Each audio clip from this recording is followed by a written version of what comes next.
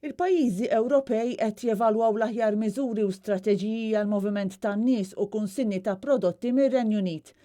Dan meta l-pajjiżi huma konxji mit-theddida tal-varjant ġdid tal-Covid-19 li feġġ dan ix-xahar fir-Renju Unit u li għandu potenzjal ferm akbar li jinfetta lin-nies. Sa dan it-tant Franza naqset il-projbizzjoni għall-ivvjaġġar fir-rigward tar-Renju Unit biex issa ċittadini Franċiżi, ċittadini Brittaniċi residenti fi Franza u sewwieqa ta' trakkijiet tal-merkanzija qed jitħallew jidħlu fi Franza dejjem jekk jittestjaw negattiv għal Covid-19.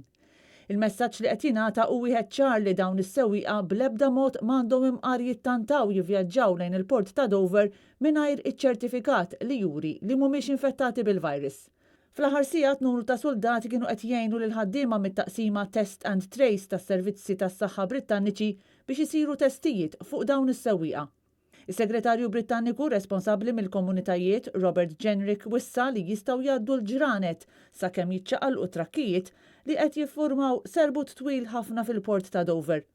It-trakkijiet ilhom ipparalizzati minn nhar il-Ħadd meta Franza għalqet il-fruntiera mar-Renju Unit minħabba l-biża' dwar il-varjant ġdid tal-Covid-19.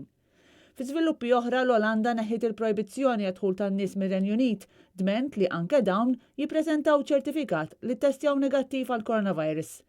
Min-naħa l-oħra Singapore fl-aħħar sigħat issieħbet ma' aktar minn 50 pajjiż li qed jimponi restrizzjonijiet għall-ivvjaġġar mir-Renju Unit fid-dawl tal-kriżi tas-saħħa.